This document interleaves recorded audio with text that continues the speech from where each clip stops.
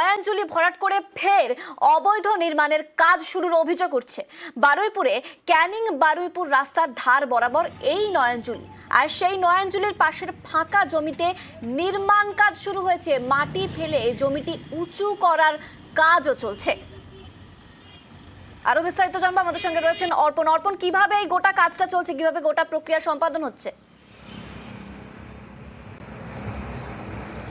একদম দেখো, উত্তরভাগ সংলগ্ন এলাকা বারুইপুরের রামনগর 2 গ্রাম পঞ্চায়েতের মধ্যে এটা পড়ছে এবং প্রকাশ্যে দিবালোকে তুমি ছবিতেই দেখতে পাচ্ছ নয়াঞ্জলি ভরাট করে সেখান থেকে গাড়ি চলাচল করা গাড়ি যাচ্ছে এবং পাশের একটি জমি লো ল্যান্ড, সেটাকে হাইল্যান্ড করা হচ্ছে। এর কোনো বৈধ কাগজ আমাদের কাছে দেখাতে পারেনি। তারা বলছেন সমস্ত কাগজ রয়েছে। আমরা পঞ্চায়েতের প্রধানের কাছে যখন প্রশ্ন করেছি, তিনি জানাচ্ছেন সমস্ত বিষয়টা বিএলআরও জানে এবং তিনি আরও বলছেন যদি নয়াঞ্জলি ভরাট করা হয় তাহলে তারা জেসিবি দিয়ে এই নয়াঞ্জলি যেখানে ভরাট হয়েছে সেই মাটি তুলে দেবেন। সবথেকে বড় আশ্চর্যের বিষয়, প্রকাশ্যে রাস্তার ওপরে বারুইপুর ক্যানিং একটি গুরুত্বপূর্ণ রোড, সেখান থেকে প্রতিদিন প্রশাসনিক কর্তারা, প্রতিদিন এলাকার যারা স্থানীয় যারা প্রশাসক রয়েছেন তারা এই রাস্তা দিয়ে যান। সেই রাস্তার পাশে এত বড় একটা নয়াঞ্জলি দুটি জায়গায় সেখানে বাঁধা হলো এবং সেখানে মাটি ফেলে ভরাট করে তুমি যেমন বললে জমির মালিক এবং কন্ট্রাক্টর কি বলেছেন দেখাবো একবার আপনাদের। প্ল্যান মাফিক এবং নিয়ম মেনে কাজ হচ্ছে। রাস্তায় মাটি ফেলার জন্য রাস্তাটা করা হচ্ছে টেম্পোরারিভাবে, যাতে সুবিধা হয় মাল মেটেরিয়াল নিয়ে যাওয়ার জন্য। এই মাটি যেখান থেকে কাটা হচ্ছে সেটা লিগাল আপনারা পারমিশন নিয়েছে পুকুর কাটার? হ্যাঁ, সেটা নিয়েছে যারা মাটি কন্ট্রাক্ট নিয়েছে, ওনাদের অনুমতিতে সেইভাবে মাটিটা আসছে, অসুবিধা কিছু নেই। না, নয়াঞ্জলি ভরাট করা হচ্ছে না। তাহলে ওটা কী হচ্ছে? নয়াঞ্জলি ওপারে যে মালিক জায়গা কিনেছে ওখানে বাউন্ডারি হচ্ছে, টেম্পোরারি ঘর হচ্ছে, মাটি নিয়ে যাওয়ার জন্য শুধু মাটি ফেলা হচ্ছে। নয়াঞ্জলি খালি থাকবে, নয়াঞ্জলিতে কোনো কাজ হবে না। নয়াঞ্জলি 2 জায়গায় আপনারা ভরাট করে গাড়ি চালাচ্ছেন, ওখানে গাড়ি মাটি নিয়ে যাওয়ার জন্য। মাটিটা কিভাবে নিয়ে যাবে? এলে মানে প্লেনে করে নিয়ে যাবে নাকি? আচ্ছা, তার জন্য পারমিশন দিয়ে? হ্যাঁ, সব পারমিশন নিয়েছি পঞ্চায়েত থেকে। হ্যাঁ, পঞ্চায়েতে পারমিশন নেওয়া।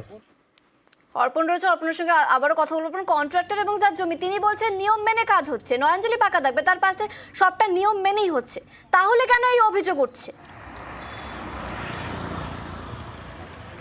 একদমই দেখো, যারা যে দুজনের বক্তব্য আমরা দেখালাম, একজন কন্ট্রাক্টর এবং একজন বরাত পেয়ে তিনি কাজ করাচ্ছেন এবং এর মালিক থাকে দিল্লিতে, এবং তাদের যেটা বক্তব্য যে এখানে যে কাজ হচ্ছে তারা সমস্ত নিয়ম মেনে করছেন। পঞ্চায়েতের যিনি প্রধান তিনি বলছেন সেখানে কাজ হচ্ছে জানি, লো ল্যান্ড হাইল্যান্ড করা হচ্ছে, যে মাটি আসছে সেই মাটি নিয়ম মেনে কি আনা হচ্ছে, অর্থাৎ যে মাটি কাটার যে নিয়ম রয়েছে সেই নিয়ম কি মানা হচ্ছে তিনি জানেন না।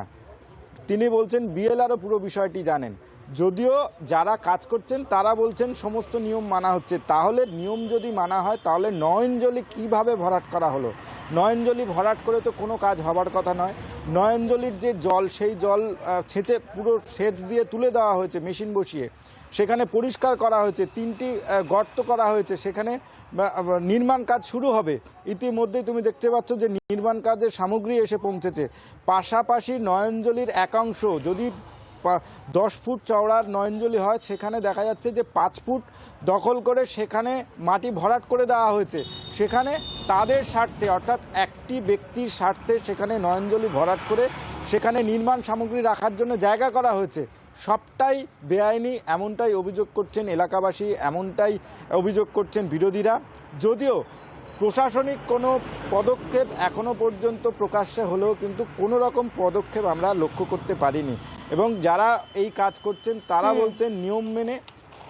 অবশ্যই নিয়মের কোনো কাগজ তারা আমাদেরকে দেখাননি বা তারা পঞ্চায়েতের কাছে সেই তথ্য নেই, যেটা তাদের বক্তব্য থেকে একদম পরিষ্কার যে পঞ্চায়েতের কাছে, স্থানীয় প্রশাসনের কাছে বা প্রশাসনিক কর্তাদের কাছে তার কোনো বক্তব্য সেরকম আমরা পাইনি। বেশ, ধন্যবাদ অর্পণ।